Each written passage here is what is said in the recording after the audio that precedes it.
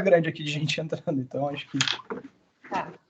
Eu já botei a gravar também, depois a turma que for chegando, acho que a gente pode assistir. Beleza.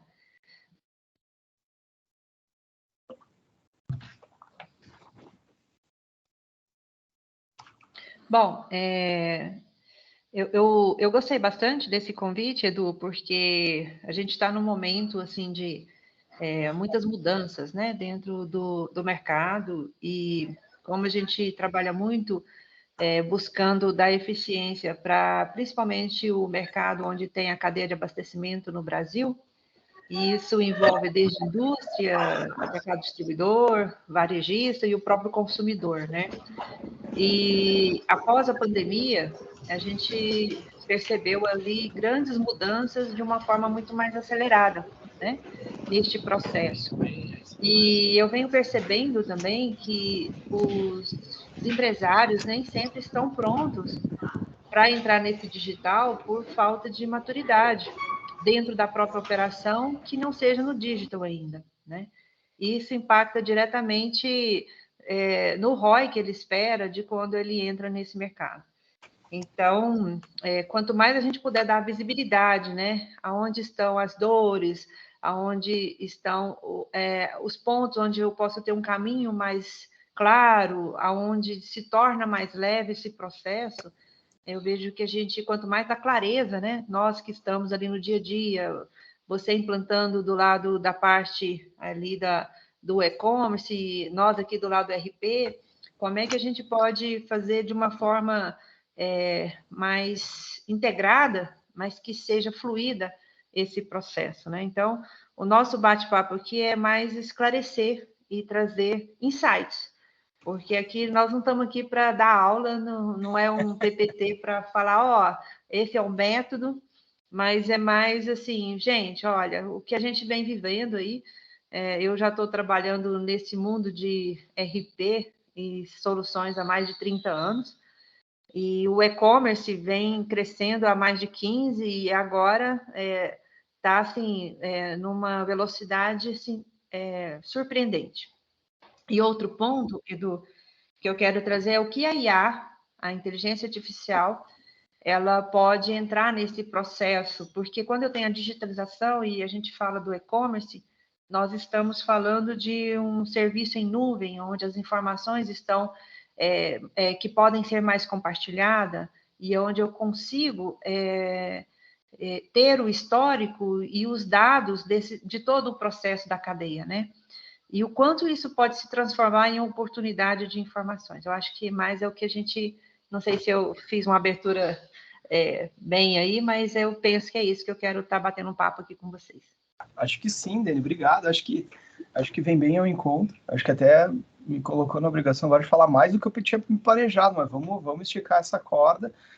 E eu acho que essa provocação que tu fez de não é o objetivo de dar aula, talvez seja um bom ponto para a gente refletir aqui juntos, que, na verdade, eu acho que não existe um método certeiro, né? Acho que o que funciona para o Eduardo talvez não funcione para a Dênia, que talvez não funcione para o Rodrigo e para as pessoas que aqui estão. Então, a ideia é muito de trazer insights que a gente não tem uma solução, uma bala de prata, de faça isso, mais isso, mais isso, e seu e-commerce vai ser um sucesso, a empresa vai ser um sucesso. Acho que a gente tem que fazer as leituras do que está acontecendo e entender como a gente tem essa capacidade de adaptação para a nossa realidade, né?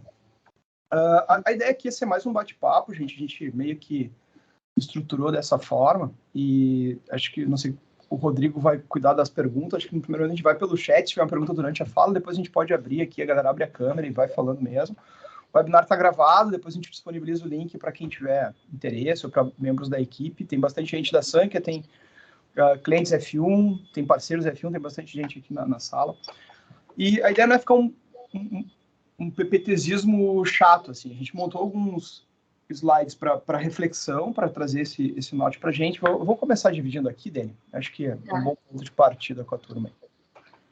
Vocês já estão vendo a minha tela? Já está aparecendo? Sim. Legal. Gente, acho que o primeiro primeiro ponto que a gente tem que conversar um pouquinho é falar um pouquinho do tamanho desse mercado e como é que está sendo a evolução quando a gente fala de digitalização, né? Eu trouxe uns números aqui e a gente vai falar tanto de operações B2B quanto operações B2C e operações B2C, né?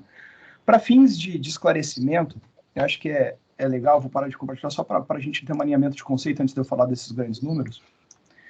Então, só para deixar todo mundo na mesma página, a gente entende como operação B2B, toda e qualquer relação entre a indústria e distribuidor, distribuidor varejista, ou seja, que ela corre na etapa da cadeia antes de uma relação de consumo. As operações de B2C mais comuns são as operações do varejista para com o consumidor. Então, quando eu compro lá na Casas Bahia, na Magalu, uma refrigeradora, estou fazendo uma relação de consumo. E a operação de D2C, que vem de Direct to Consumer, é quando eu, indústria, vendo direto para o consumidor final, que pode ser por meio de um website, do meu website, da minha loja virtual, como pode ser também uma operação que eu estou fazendo dentro de um marketplace. Então, só para a gente entender o que é o que dentro dessa equalização de conhecimento, acho que é muito importante, a gente vem numa agenda bem intensa com todo o time da SAN, que a gente tem feito uma série de eventos e participado de trocas de informação e bate-papo, e acho que é legal a gente ter essa equalização de conhecimento até por conta da gente estar falando a mesma língua, e se tiver alguma dúvida, fiquem super à disposição aí, fico à disposição para responder se tiver ao meu alcance. Vou dividir de novo a tela. O que eu queria trazer para vocês é como é que está o crescimento desse mercado. A gente tem, nessa primeira barra, a barra azul escura, ela traz para a gente o faturamento de toda a transação B2B nos Estados Unidos. Por que eu trouxe o número dos Estados Unidos? Porque a gente não tem um estudo aprofundado no mercado brasileiro de operações B2B digital, de digital B2B, tá? Mas eu acho que ela serve como um paralelo, ou como uma fonte de inspiração ou de referência, uma vez que ela compara com essa segunda linhazinha azul mais clara, que é todo o faturamento gerado no B2C nos Estados Unidos. Então, se a gente fizer uma análise grosseira aqui, a gente está falando que o digital B2B ele é o dobro do digital B2C. Então, aqui são empresas vendendo para empresas e aqui são empresas vendendo para consumidor final.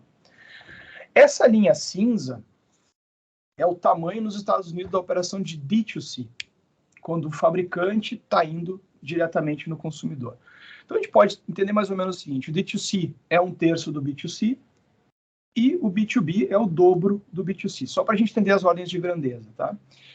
E esse número que está representado por essa barra amarelinha é todo o digital commerce B2C no Brasil, tá? Então, a gente tem, acho que as leituras que a gente tem que entender dessa visualização desses números é o tamanho do mercado potencial. A gente está falando, os Estados Unidos, a gente tem uma falsa impressão de que é o país que está mais à frente no digital commerce. Eu acho que ele só tem melhores estatísticas. Os Estados Unidos pesquisa mais. Reino Unido, em forma de percentual, China estão muito à frente dos Estados Unidos. Tá? O Brasil está entre os top 10, talvez entre os top 5 de digitalização no mercado de e-commerce. Então, acho que a gente entender um pouquinho do contexto nos ajuda a ter esse norte. Então, a gente percebe uma crescente, por mais... Aqui a gente andou de lado de 21 para 22. Ele teve um crescimento de 12 bilhões de dólares em 19 para 40 bi. Aqui a gente está falando de um crescimento em 4 vezes. Isso aqui foi motivado pela pandemia. A gente também tem que entender que a pandemia foi a catapulta para o Brasil ter esse salto de 4 vezes, porque deixou de ser uma opção, passou a ser uma solução e-commerce, né, quando a gente fala do varejo fechado. Então, por isso desse salto. Então, se a gente fizer uma análise mais para trás, a gente está falando de um mercado que era 50 vezes maior nos Estados Unidos, né? Então, acho que a gente começa a trazer para patamares mais realistas e mais fácil análise para nós entendermos. Mas tem um número que é uma provocação dentro desse número do D2C nos Estados Unidos, que 25% delas já são as DNVBs. DNVB, para quem não sabe, são as chamadas Digital Native Vertical Brands, são marcas que nasceram pro digital. Ou seja, são marcas que não têm operação de revendedor, não têm operação de reseller, não têm operação de distribuição. Né? O exemplo que talvez todo mundo conheça, que eu sempre uso nas minhas falas, seja daqueles colchões EMA. Tá? É o mais fácil da galera entender. Então, a EMA, ela produz e vende direto para o consumidor final, ela não tem revendedor, ela não tem lojista, ela não tem distribuição. É um canal direto da indústria para com o consumidor final. Tem vários varejistas de moda e de outras categorias que fazem essa movimentação de não ter, mas acho que é uma provocação, isso tem acontecido. Aqui no Brasil tem surgido inúmeras, acho que é um número muito grande, mas várias marcas com essa iniciativa de direto no consumidor final, acaba sendo uma atuação nichada, mas vem crescendo, e acho que é muito importante a gente estar antenado para isso. E quando a gente fala de B2B, propriamente dito, tem uma frase desse pesquisador, que é o Kirby Montgomery, que ele publicou esse artigo, depois a gente vai disponibilizar o PPT, fiquem à vontade, e ele fala por que os usuários de B2B não aderem com tanta frequência à operação de digital commerce. Daí ele faz essa provocação, né, que a diferença entre um cookie e operação de e-commerce B2B é que o cookie deixa as pessoas felizes, ou seja, ele traz a provocação de que B2B no digital é uma experiência péssima. E a gente tem que começar a usar isso e fazer as respectivas provocações de por que ela é péssima, por que ela não funciona. E acho que aqui a gente tem um bom insight. Acho que a indústria, durante muito tempo, ela foi protagonista na forma de ditar tendências, de como que a gente se relaciona, como a gente consome, como a gente vende. Mas eu acho que a indústria, falando de indústria aqui, toda a cadeia B2B, seja distribuidora, atacadista, acho só para representar pela indústria, a gente tem que vestir, talvez, o manto da humildade e entender que, neste momento de fazer venda digital, a indústria e o mercado B2B tem muito a aprender com o varejo. Então, aqui acaba sendo um caminho inverso das movimentações tradicionais de acomodação de mercado, onde a indústria deixa de ser protagonista, olha para o varejista e diz, tá bom, como é que vocês fizeram isso? E traz para dentro de casa a repetição, o espelhamento dessas boas práticas. Quando a gente fala de varejo, todos que aqui estão, a gente compra por web, a gente compra por WhatsApp, a gente manda mensagem, a gente vai até a loja, a gente tem interação na rede social, a gente fala com o time de call center, tem um totem de autoatendimento. Então, a gente está falando de uma experiência totalmente omnicanal, onde eu tenho vários pontos de contato com o varejista, e a indústria ainda tem um formato mais duro, digamos assim, nesse go-to-market, né? De como que eu faço essa entrada no mercado. Então, acho que a provocação aqui é eu, enquanto B2B, olhar para essas oportunidades e entender como e quais fazem sentido. Eu acho que aqui a gente vinha falando antes, eu e a Dani, e já aproveito para fazer essa provocação, deixar a Dani falar um pouquinho, ela assumir aqui. O que acaba acontecendo? Às vezes existe uma ansiedade de fazer a digitalização e eu vou começar por tudo, assim. E aí vira uma grande espaguete de mistureba de um monte de coisa, daí eu não faço nenhum atendimento de call center decente, nem atendimento online direito, nem meu time comercial está treinado. Então, como que a gente analisa e faz um processo de autocrítica, entendendo o que vai funcionar para o meu cliente e quais os canais que eu vou fazer a primeira adesão. Vou começar pelo e-commerce? Não sei, talvez eu vou começar pelo call center, ou não, vou começar com uma experiência de um aplicativo, ou para o meu cliente vai funcionar mais, eu tenho um chat à disposição. E a gente entender que não é uma experiência de OS, né? Ela é uma experiência de ES, né? Então, não é e-commerce ou vendedor ou mobile, é uma experiência de E, né? Eu tenho um e-commerce, e tenho um aplicativo, e tenho um ponto de atendimento e relacionamento. Isso vai compondo essa estratégia que, no final do dia, o Eduardo que compra no trabalho dele como uma operação B2B e que compra um tênis para correr, ele quer a mesma experiência. Então, a gente tem que entender quem é o comprador ou consumidor e trazer essas experiências para ele, né? Até complementando aí, né, Edu, a gente vem conversando e essa digitalização, ela afeta muito toda a cadeia de valor, né? Quando a gente olha aqui os atores envolvidos, né, que é a indústria, os agentes indiretos, que são os distribuidores, e o varejo e o próprio consumidor, há pouco tempo atrás a gente fazia todo esse processo, né, uma cadeia de compra básica e era tudo offline, né? A indústria, ela tinha os distribuidores, né? Você pode até ir passando o próximo, Edu, ele tinha uma forma também da indústria vender direto para o varejo, continua tendo isso, Só que a indústria, exemplo, para grandes hipermercados, ela já vendia direto, ela não tinha ali o distribuidor que ficava fazendo esse processo de intermediador, né? Mas a indústria também tem algumas indústrias que têm as próprias lojas. Você tem indústria que ela vai lá e monta, né? E atende ao consumidor direto. Quando vem o online, que é o próximo ponto, né?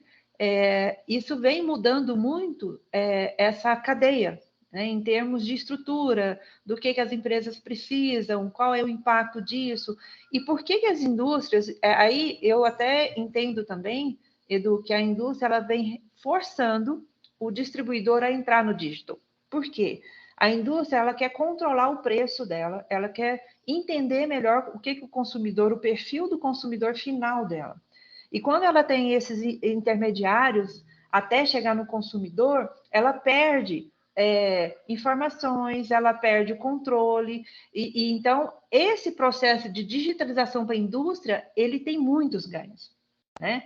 E aí, o que isso afeta dentro da cadeia, tanto o distribuidor quanto o varejista? Diminuição do poder de autonomia dentro da empresa dele. São empresas que dependem de ter uma margem cada vez melhor e um controle e uma eficiência melhor dentro da sua operação. Então, por isso que o digital, quando eu falo do e-commerce, ele também depende muito de um RP que vai dar essa eficiência para que eles consigam fazer essa operação fluir melhor, né? Eu tive casos, Edu, que empresas, porque a indústria começou a trazer vários marketplaces, eles estão desenvolvendo os próprios marketplaces, eu vou estar falando aqui embaixo, e isso provoca muito os distribuidores, porque eles passam a ser escolhidos por quem está comprando na ponta, quem é o distribuidor que ele vai querer para entregar aquele produto dele. Uhum. E aí, o que vai acontecer? O varejista, no caso do distribuidor, que é o cliente do distribuidor, ele vai escolher o distribuidor melhor, que entrega mais rápido, que entrega com uma qualidade melhor, né? Mas o varejista tem o poder de olhar onde ele vai comprar e com quem ele vai ter, diminui o poder do distribuidor. E da mesma forma para o varejista, né? Outro ponto que esse processo vem trazendo uma mudança e que vai gerar novas oportunidades para essa cadeia é essa digitalização. Por ela estar em nuvem, por ela trazer informações, para trazer dados, né? Coisas que a gente não teria como no offline, onde a gente tinha ali várias integrações, a gente não tinha controle dessas informações de ponta a ponta, né? Do que a gente chama do AMS, controlar o pedido desde a saída da indústria até o consumidor final. Esse processo hoje sendo digitalizado, com a inteligência artificial, vai gerar muitas informações e insights, onde vai dar um poder muito grande para dentro desse ecossistema. Então, esse ponto é bem interessante. Passa o próximo slide, né? E aí, quando a gente fala do B2B, esse movimento ele está acontecendo dentro da cadeia, né? Então, quando a gente fala do Go Deeper, né, que é a digitalização dos nossos distribuidores estão usando plataformas das indústrias para fazer o seu trabalho. E quando a gente olha, tem também os próprios distribuidores que estão montando os seus marketplaces, né? Você conhece algum desses aí, né, Eduardo? Tem cliente e tem parceiro aí. Isso. Que eles estão se mexendo. Então, eles mesmos estão criando as plataformas para vender para os varejistas. Então, tem aquele que a própria indústria está dando a plataforma para o distribuidor, vender para o seu varejista, mas tem também os próprios distribuidores grandes que estão criando as suas próprias plataformas, né? Nós estamos falando aqui da BIS, que é o próprio Ambev, né? Que está fazendo esse processo também. Sim, exato. Então, essa movimentação, e aí a indústria também direto com o seu cliente, né?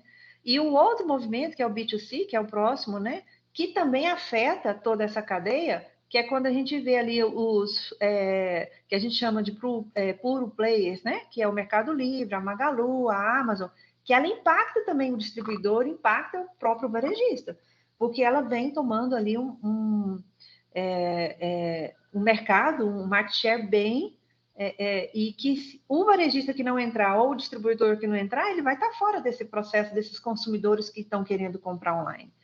Né? E nós temos também aquela compra por impulso. Você vê que hoje tem vendas que a própria Uber entrega, o Zé Delivery, o Rappi, que são plataformas que estão ali que é para o consumidor que ele quer pegar aquilo ali de uma forma mais rápida possível. Hoje, você comprando online, tem empresas que entregam em 1 hora, em 2 horas em São Paulo, que tem toda aquela dificuldade ali de trânsito, porque tem várias, está surgindo as dark store, onde o pessoal já tem os produtos, né? Então, como cuidar dessa cadeia toda dentro da sua operação para você conseguir promover essa eficiência, né? E as próprias, que a gente chama de fullbacks, que é o aumento da cesta por ganho, que são essas empresas, tipo Carrefour, lojas americanas, que estão também entrando nesse processo. Então, assim, não há volta. Esse processo, ele é definitivo. Agora, se você me perguntar, vai acabar a venda presencial? De jeito nenhum. É aquilo que você falou, não é ou, é e. Né? E se você não estiver dentro, você vai ficar para trás, porque mesmo o cliente que vai presencial, ele quer pesquisar antes o produto e ver onde é melhor ele comprar. Quando eu falo no varejista, a gente estava na ABAD, esse material eu compilei, né, da última convenção da ABAD que eu estava, e eles estão movimentando muito, falando que a oportunidade do distribuidor em 2023 é entrar para esse mercado do B2B, para pegar os pequenos varejistas, que as indústrias ainda não conseguiram entrar nesse mercado.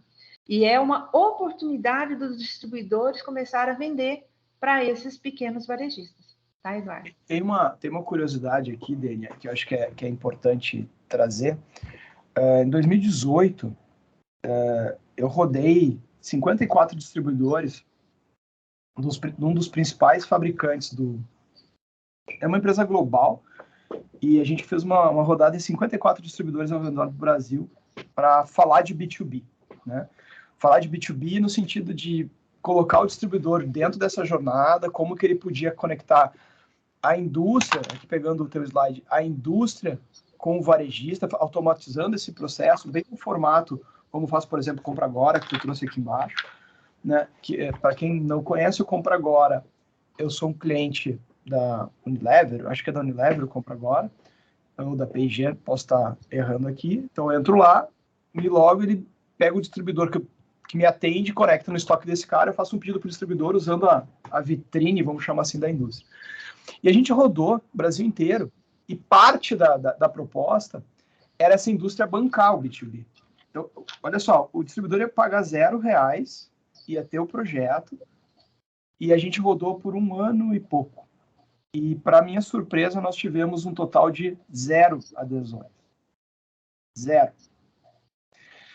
E por que a gente teve 0 adesões? Porque o distribuidor estava num momento dentro da cadeia que ele não se via com a necessidade de digitalizar.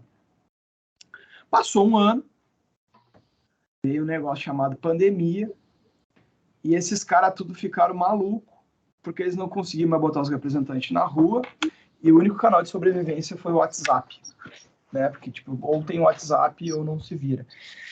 E eu acho que o que tu trouxe da oportunidade do distribuidor com o pequeno varejista, ela é muito importante, até pelo seguinte: primeiro, a indústria não tem capilaridade operacional, ela não consegue cuidar de todo mundo, porque ela não tem braço, ela também não tem capacidade logística, ela consegue expedir uma carreta de um produto, mas não um fracionamento como o varejo de bairro precisa. Em contrapartida, eu entendo também que o distribuidor, ele ainda tem uma oportunidade, ela já foi maior.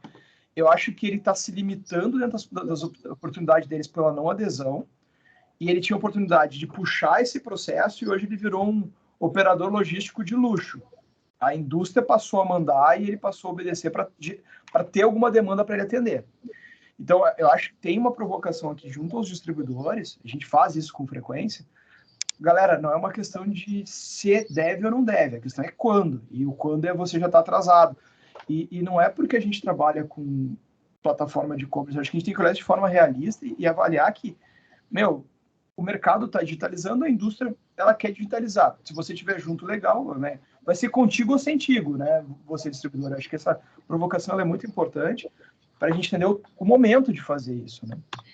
E eu digo mais, Edu, voltando aqui só para complementar esse último slide, a Infracommerce, que é uma plataforma que está juntando junto com as indústrias e tudo, eles trouxeram um resultado de 2022 dos distribuidores que estão usando, de um aumento assim de fidelização de 60% desses clientes, desses distribuidores, menos 20% de ruptura, novos clientes, mais SKUs vendidos. Então, assim, já tem números mostrando que o B2B, ele também é positivo dentro dessa cadeia e que ele dá resultado. E mesmo com o B2B, o papel do representante ali, do vendedor, ele é muito importante. Na realidade, ele vai dar mais poder para que o vendedor não perca aquelas vendas recorrentes que ele talvez não tenha tempo. Ele vai virar tipo um especialista e um cara que vai apoiar nessas vendas,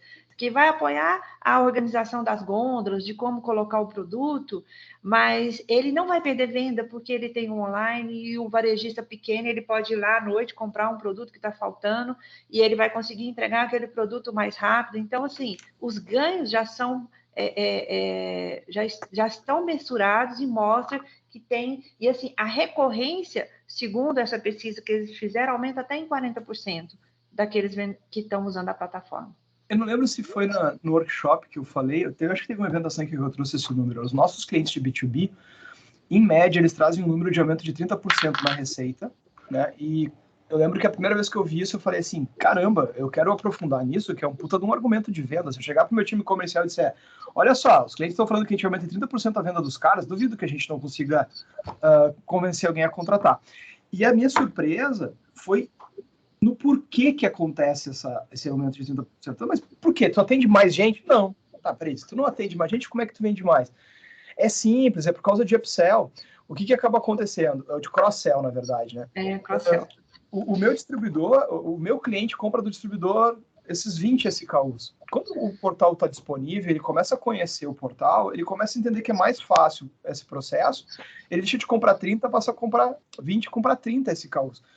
E ele tira isso de um outro, essa compra que ele faria de um outro fornecedor, porque está naquele ambiente que ele se sente confortável, está amigável. Então, eu compro A, B e C da Dênia.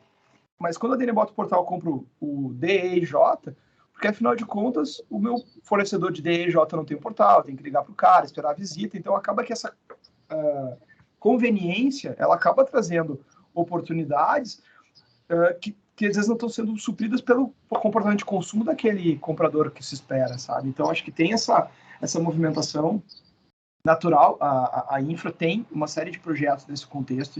A gente, inclusive, conecta clientes nossos, distribuidores são conectados aos marketplaces da Infra, né? Então, tem outros marketplaces, tem, por exemplo, para a área de material de construção, tem o pessoal da Juntos Somos Mais, fazendo um trabalho incrível já há bastante tempo, né? E é um outro marketplace que também direciona para o local. Então, acho que tem muita oportunidade nesse contexto de eu ir para o mercado, deixando de ter um papel exclusivamente de atender a demanda da indústria. Como é que eu consigo colaborar com isso, né? Deixa eu devolver teu slide, senão eu vou ficar tagarelando e a gente não vai passar.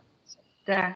E aí, assim, eu trouxe também esse slide que eu venho pesquisando bastante, que é o próximo, né? Pode passar, Edu? Que é as oportunidades.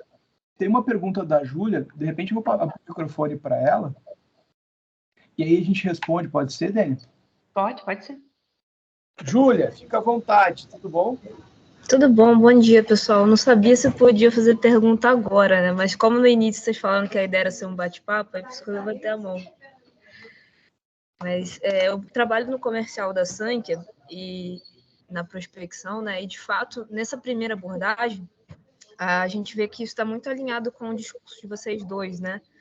Porque existe uma barreira muito grande dos empresários aceitarem que é o momento de investir nesses canais, né? Até queria ouvir um pouco de vocês em relação a isso, porque eu vejo que quando eu falo com eles, né, existe muito essa questão do planejamento a um prazo muito longo para tomar uma decisão, né? Por exemplo, Júlia, eu tenho planos sim no meu roadmap para entrar no e-commerce, a gente vai fazer isso em 2024, já vai ajustar ali para ter um WMS, sendo que, por exemplo, assim, hoje o inventário dele nem está batendo, ele não tem uma clareza do estoque. Então, eu vejo que a gente precisa muito provocar essa consciência de fomentar essa digitalização de forma progressiva. E queria ouvir de vocês, né, como que vocês fariam essa sugestão para um empresário, né, conversando com ele pela primeira vez, de ele ter essa consciência de que ele não precisa começar por tudo, que ele pode fazer essa digitalização, né, de forma progressiva. Legal. Júlia, essa tua pergunta é ótima. Eu acho que a tua pergunta já meio que respondeu. Eu acho que a gente tem que direcionar, inclusive, de que seja progressivo. Tá? A gente conversava um pouquinho antes desse bate-papo da ADN. A maior dificuldade está em empresário muito motivado que está com a operação desestruturada, que ele quer contratar tudo e ele quer estar funcionando no mês seguinte. E aí não funciona nada e a gente começa a ter um problema de relacionamento, NPS despenca e, na verdade, ele não estava pronto para isso. A gente até usou o exemplo.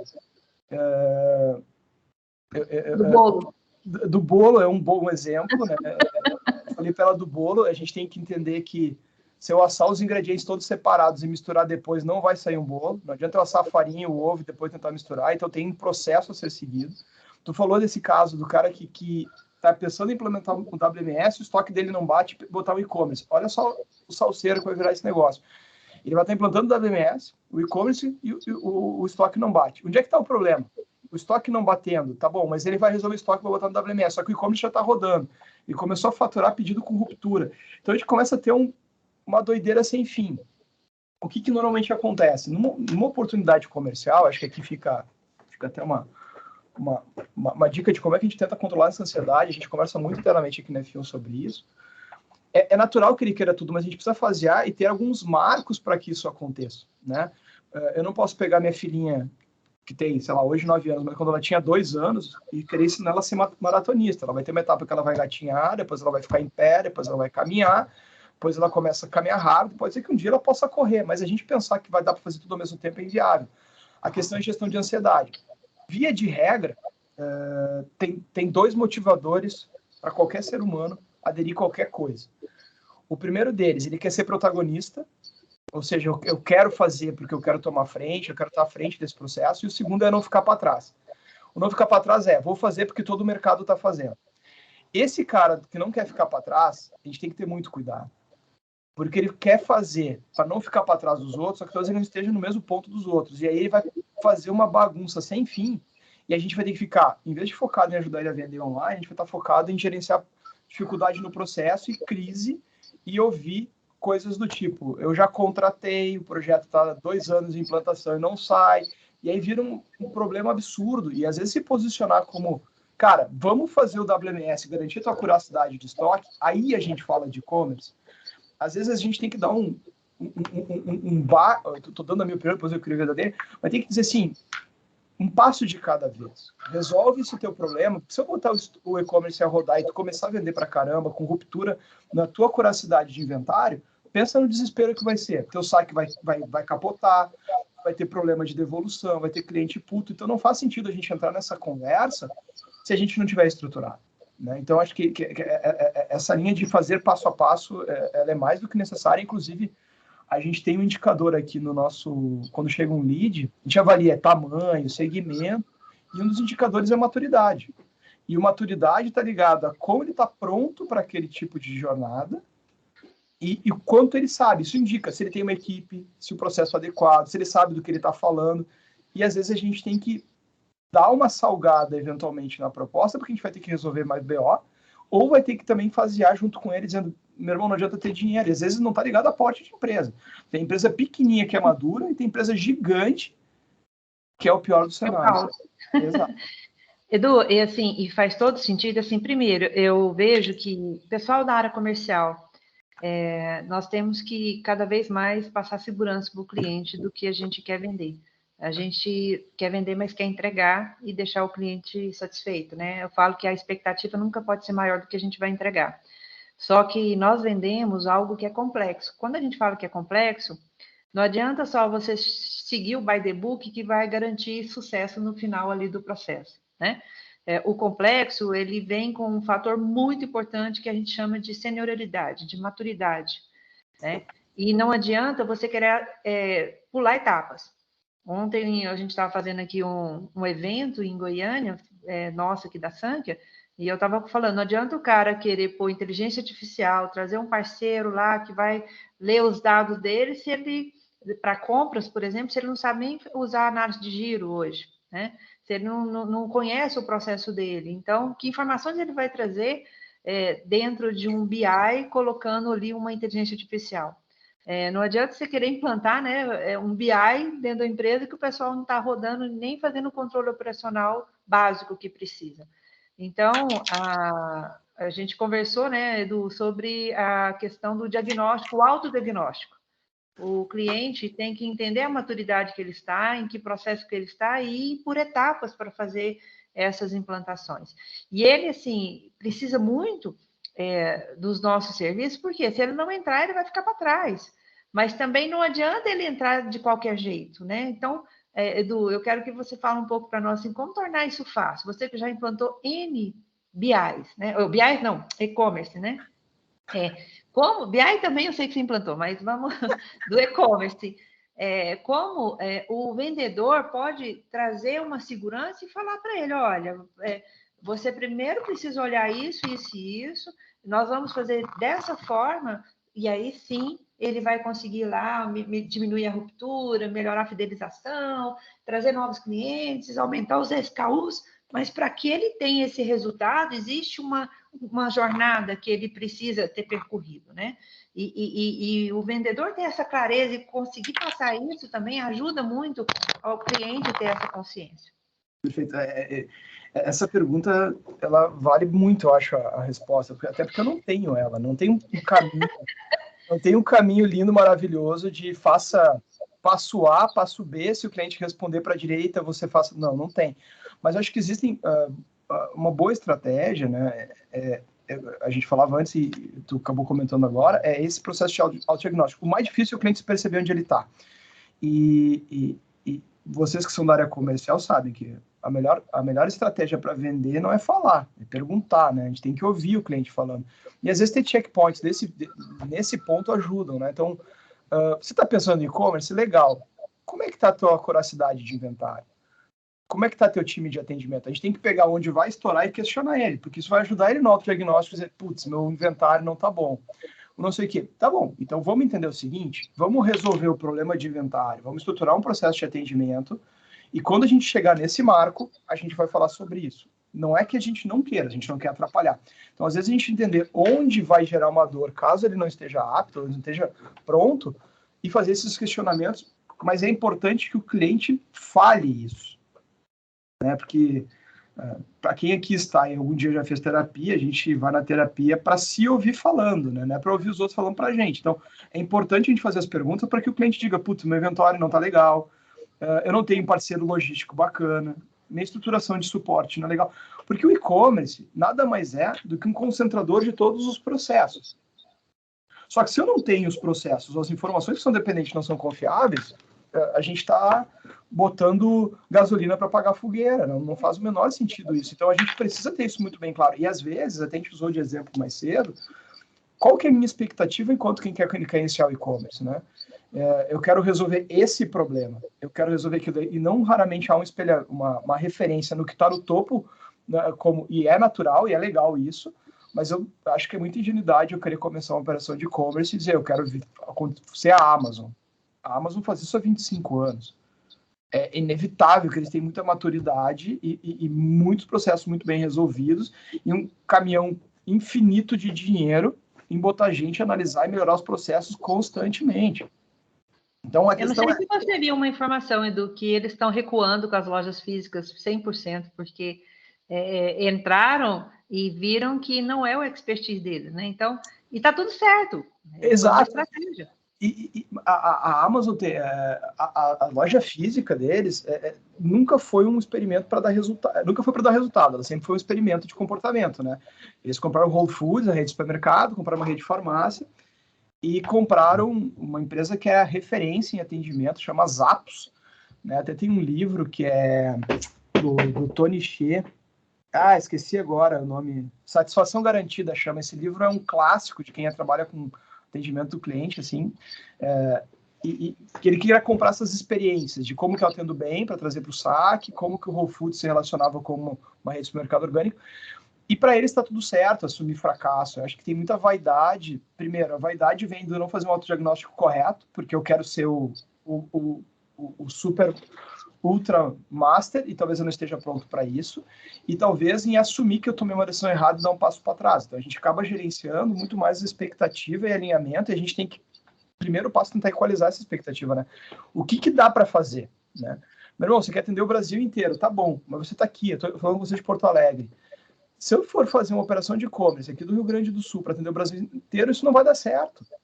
Simples assim, porque a questão logística, se eu tiver que mandar, tem uma colega aqui de Manaus, é inviável mandar qualquer coisa para Manaus, o custo logístico é absurdo.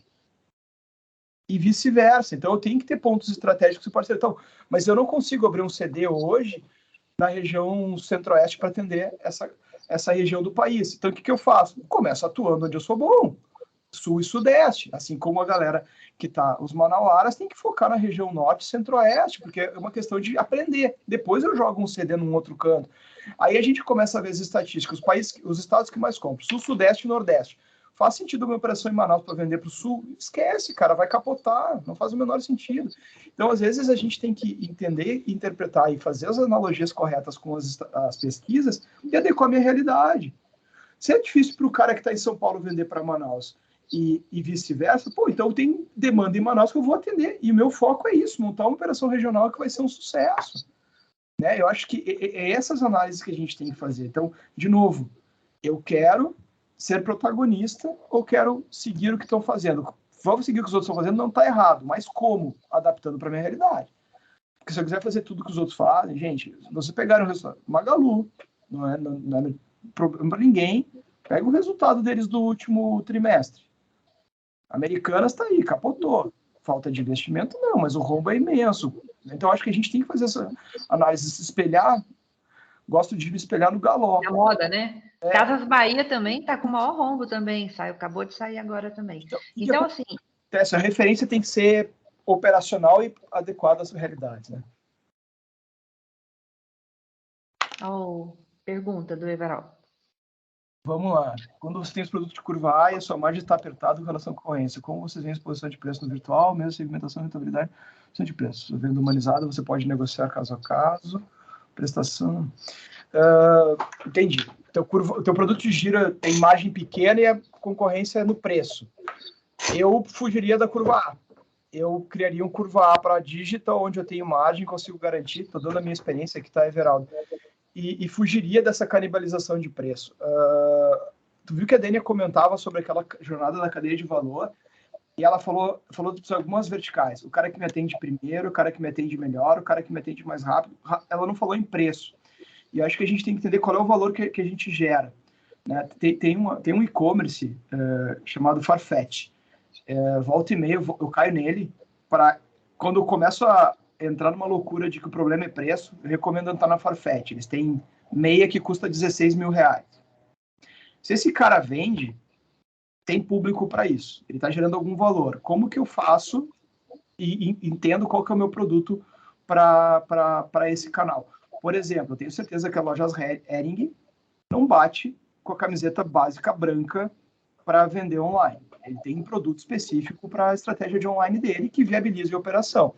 Então, às vezes é comodidade. Eu vou vender a camiseta Hering da branca, estou usando aqui um exemplo, nem tenho números, isso é hipotético. Para você, algum momento alguém da Hering ouvir, entenda que é um exemplo didático. O que acaba acontecendo? Talvez ele venda a camiseta Hering, talvez mais cara do que o preço normal, mas ela quer resolver um problema que ela entrega em 2 horas para o Eduardo, que está precisando para o filho lá para ir para a escola naquele momento. Então, acho que a gente tem que ver qual que é o problema que a gente vai resolver. Brigar por commodity no preço é suicídio. Tu vai quebrar, não vai dar certo. Acho que a gente tem que achar o que performa ou resolver de uma forma extraordinária, como a Dênia falou, entregar em 2 horas. Né? Não sei se eu te respondi, Everaldo. Se ficou perninha, grita. Dênia, vamos mais um pouquinho do nosso PPT ali? Vamos. Tá no final, eu acho, já. Vamos adiante aqui. Eu vou te deixar no cantinho aqui, se não atrapalhar muito, eu não fico trocando de tela. Vamos ver aqui, vamos lá. Bom, aqui é rápido, é só para falar das oportunidades, dos desafios que tem, né?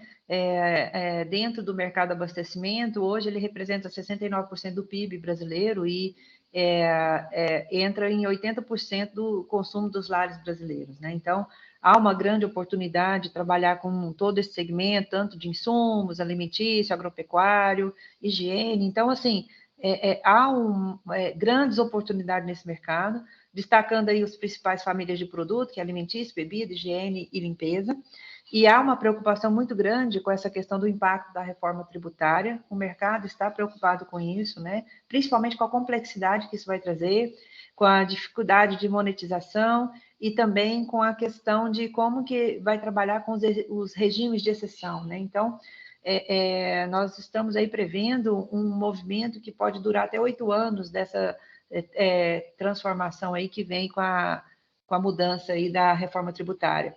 Então, o mercado, nós temos que estar o tempo todo prestando atenção nisso e vendo como que as nossas soluções vão aderir e atender.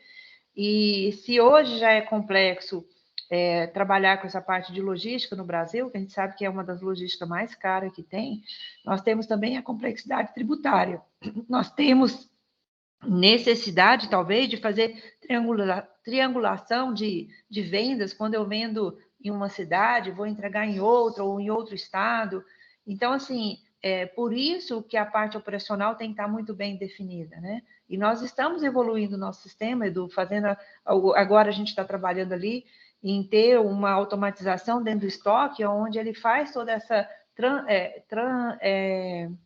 geração de notas dentro desse processo que seja automática dentro da operação, né? Independente de onde eu vendo e aonde eu vou retirar o produto, que eu consiga automatizar esse processo dentro do sistema.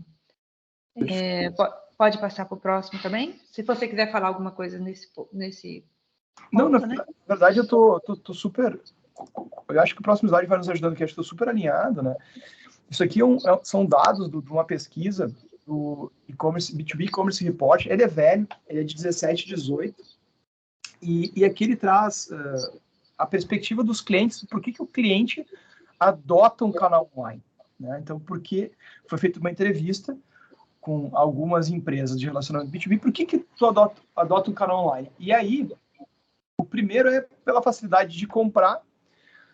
Isso não seria estranho, mas eu acho que é provocativo. Os clientes começam a entender que é fácil comprar online. Vamos lembrar, por exemplo, que eu trouxe do cookie, né?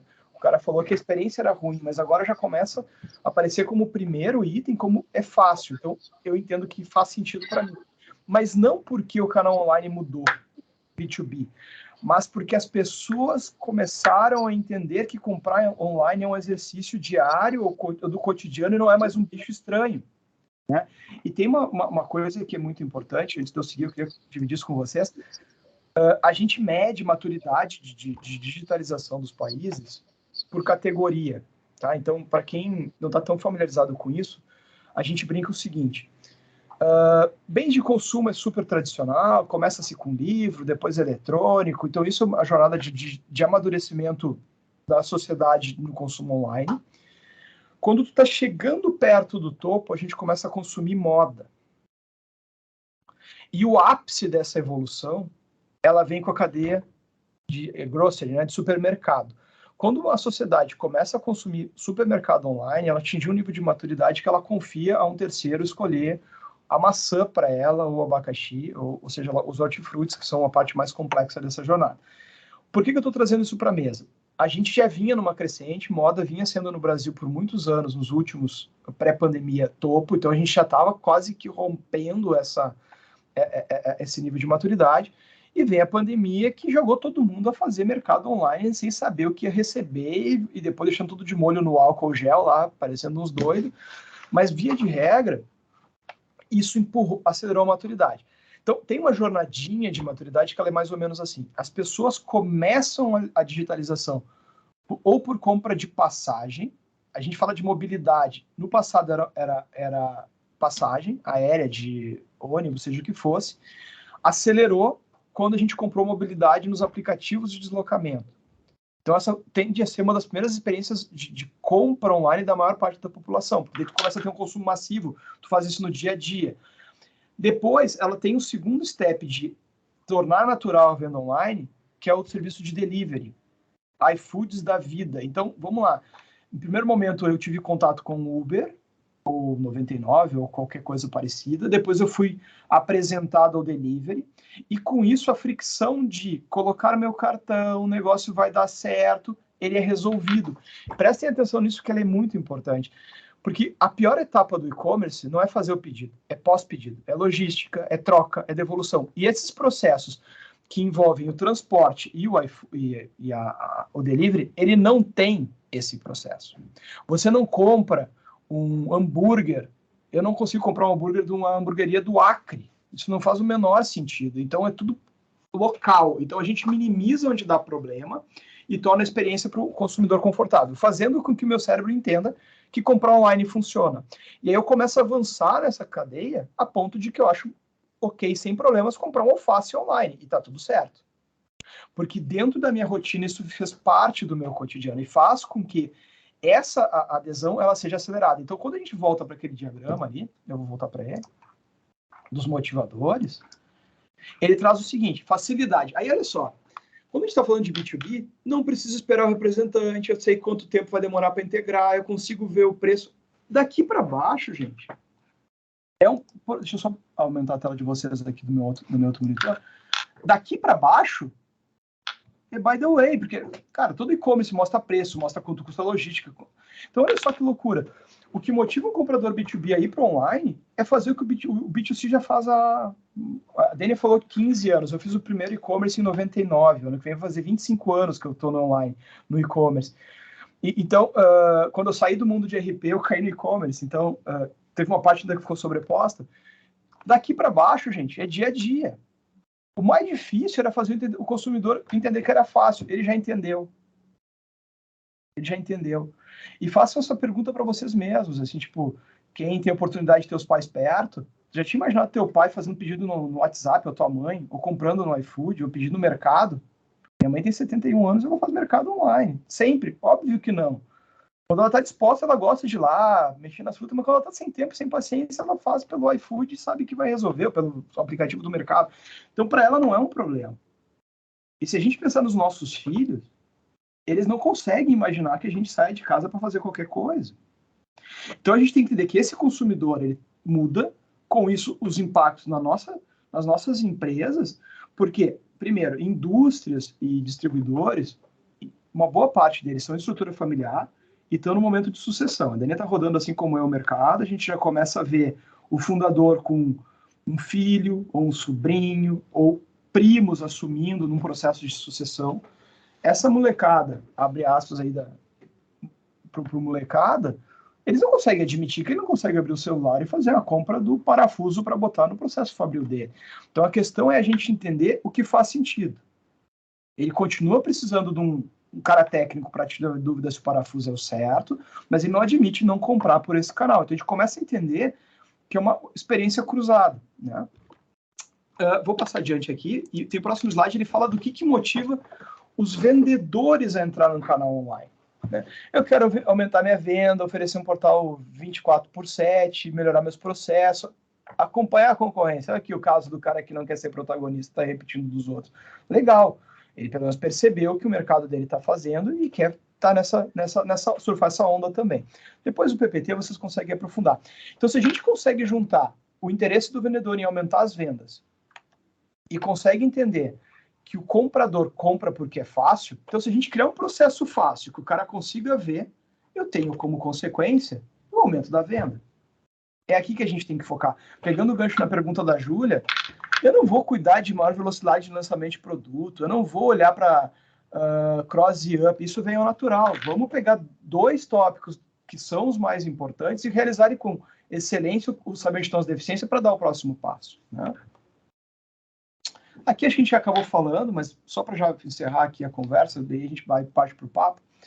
Em geral, a jornada de uma operação B2B, ela tem os vendedores, ela tem representantes prepostos, tem televendas, e ela chega num processo de autoatendimento, ou seja, que o cliente vai comprar sozinho. Na nossa visão, isso é um processo de maturidade. O vendedor precisa mostrar, precisa direcionar, ou o representante, depois eu consigo receber um pedido com um atendimento técnico, até que o cliente esteja apto a comprar sozinho, num processo de maturidade, na relação com a minha empresa, na relação com meus produtos, e ele saber o que está comprando. Então, isso aqui, essa jornada, ela é natural. Uns com ritmo muito rápido. Por exemplo, quando eu falei das DNVBs, ela já nasce aqui. Ela ignora essa etapa do processo, mas ela nasceu assim. Nenhuma DNVB tem mais do que 10 anos. Talvez não tenha mais que 5. Porque ela não conseguiria nascer no formato DNVB há tempos atrás, porque o canal de escoamento dela não existiria, ou o consumidor não estaria pronto para isso. Então a gente tem que entender que se eu tenho uma empresa que está perdurando o tempo e eu estou me adaptando, eu tenho que fazer essa maturidade acompanhar o consumidor, não impor, né? Muito cuidado com isso. Eu não posso dizer que a partir de agora é online e eu vou perder, se não todos, uma boa parte dos meus clientes, porque isso tem que ser transitório, o relacionamento não deixa de existir, por aí vai. A próxima é contigo, Dani. Mas antes de passar aqui, tem 2 perguntas da Sandra e do Bruno. Acho que seria bom a gente... Porque aquele último slide é só eu falando quais são as consequências, né, da digitalização com a IA, as oportunidades que nós estamos olhando para isso. Mas eu acho que a pergunta aqui faz sentido. Dá uma olhada, Edu. Vamos lá. Nós conversamos forte para uma grande equipe de vendas. Estamos entrando no site de vendas online, esbarramos com alguns conflitos. Tentamos disseminar projetos com o canal online e complementar, pois, tá, beleza. Este é o caminho, é possível integrar nosso vendedor com o nosso canal online. É a Fátima do e-commerce. Eu não consegui ler, só quero ver o segmento dela para tentar ajudar. Eu vou respondendo, Fátima e Sandra, desculpa. Bebidas, legal. Sandra, na verdade, o que acontece? Eu não acho que exista canal de digital B2B, falando de B2B, sem a presença do vendedor, tá? Então, para mim, a equação é muito simples. Se eu botar um e-commerce e o vendedor se sentir ameaçado, ele vai boicotar o e-commerce e nós vamos matar o projeto em 6 meses porque ele não vende. Da mesma forma, que se a gente não envolver o vendedor, a gente perde o cliente, porque não raramente a relação da empresa com os seus clientes é por meio do vendedor. Então, isso não pode ser bypassado. E do teu segmento mesmo, em 2017, eu tive a oportunidade de fazer a palestra de abertura do primeiro Fórum de Indústria Digital do E-Commerce Brasil. Foi 16 ou 17. E nessa palestra, depois que eu falei, entrou uma pessoa da Ambev, né? E a pergunta que fizeram para eles, o projeto que depois virou o Zé Delivery, a linha para consumidor, tem um outro portal que é meu parceiro Ambev, que é para os bares e restaurantes se suprir com a indústria, que é o B2B, o aplicativo de B2B. E perguntaram para ele o seguinte: como é que vocês estão tratando a questão de comissionamento quando o cliente compra sozinho e não usa o vendedor? Né? E eu não podia ter ouvido uma resposta melhor, e ela me marcou tanto que eu falo dela o tempo todo. A resposta dele foi o seguinte: se a nossa comissão hoje, eu vou chutar um número aqui, é 3%, e o cliente entra lá e comprar, a gente paga os 3% para o vendedor. Porém, se o cliente entra lá e comprar até 15 dias ou 10 dias depois da visita do representante, a gente dobra. A gente paga 6% de comissão. E essa resposta ela é tão esclarecedora, porque qual foi a visão da Ambev nesse processo? Eu preciso que o meu vendedor, que é o ponto de contato com o meu cliente, capacite o cliente para ele comprar online, e eu pego esse tempo do vendedor para ajudar o cara, mostrar portfólio de produto, ser mais um consultor técnico, aquela parte chata de digitar pedido, deixa o cliente fazer. Então, isso é muito importante. O vendedor ele é fundamental nesse processo de digitalização, porque ele traz o cliente para dentro do jogo ou boicota. Se ele se sentir fora da mesa, ele não vai levar seus clientes para online. Então, o vendedor é ponto focal. Aqui na F1, a gente fala que nosso primeiro cliente é a equipe comercial dos nossos clientes. A gente não começa um projeto de B2B sem botar toda a área comercial na mesa e dizer: o que vocês precisam para vender mais?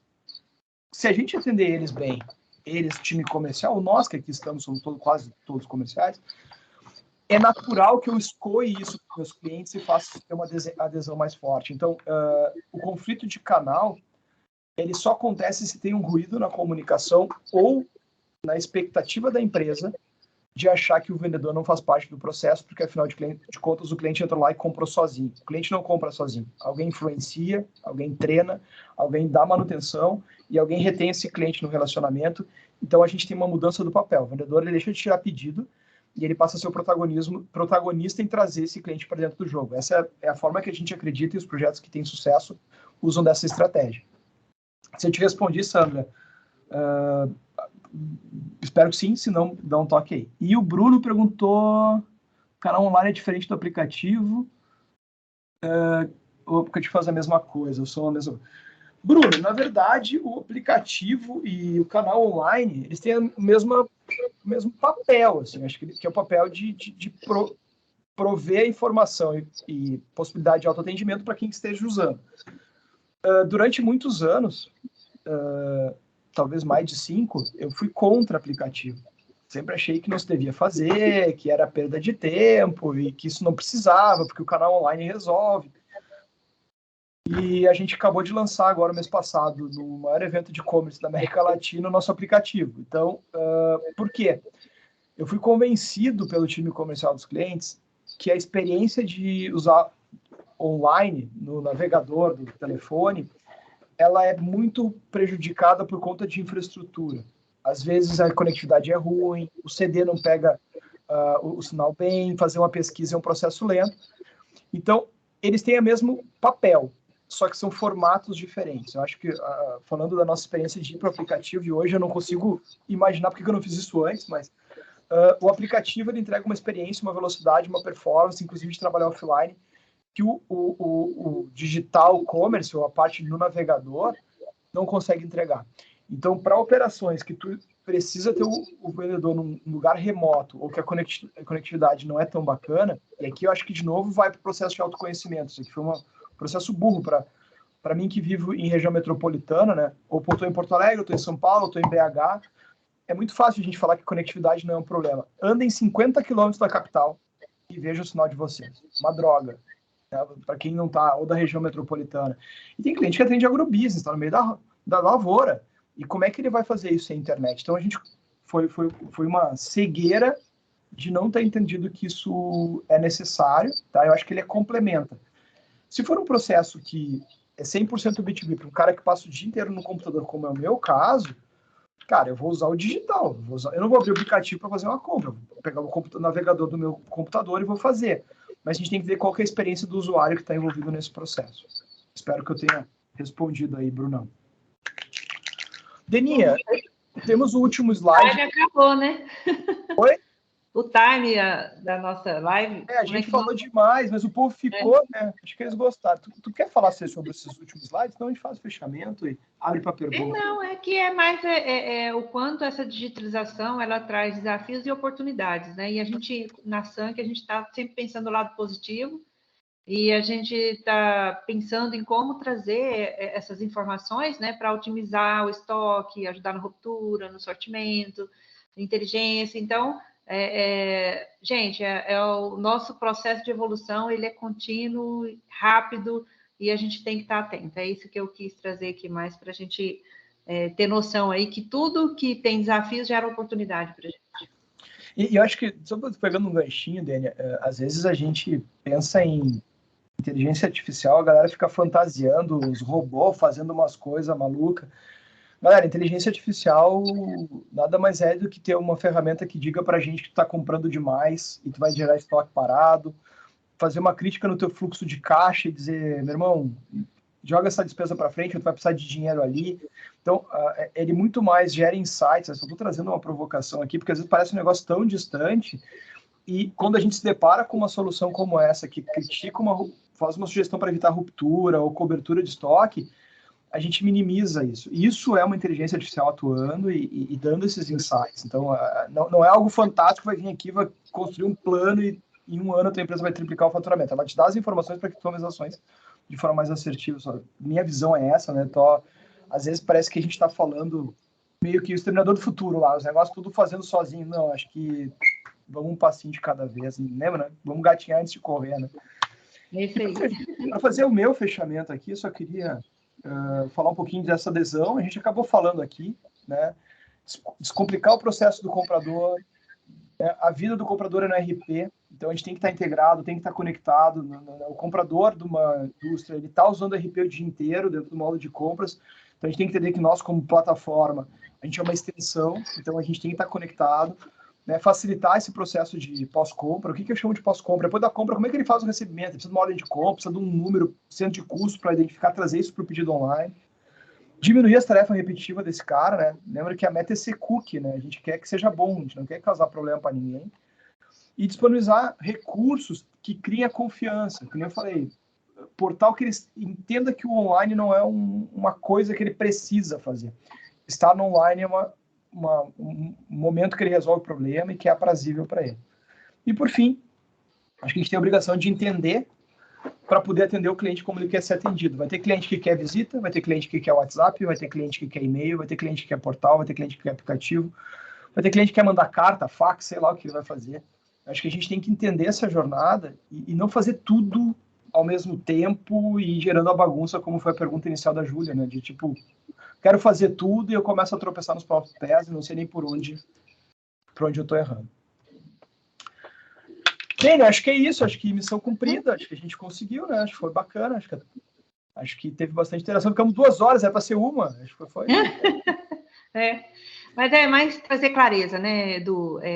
A gente sabe que não é simples, nosso trabalho é complexo, mas eu vejo que o quanto, acho que a gente está aqui com 2 empresas com muito pé no chão de saber o que precisa ser feito e também com a humildade de que não dá para fazer tudo de uma vez, né? Vamos ver se alguém quiser fazer uma pergunta, né? Senão também se despede. Rodrigão, manda aí. Só passar um recado para todo mundo que está aí, já teve algumas perguntas aqui. Primeiramente, obrigado aí pelo Edu e pela Dênia, né? Falaram que não ia ser uma aula, mas acabou sendo. Sempre enriquecedor ouvir essas 2 feras aí falar.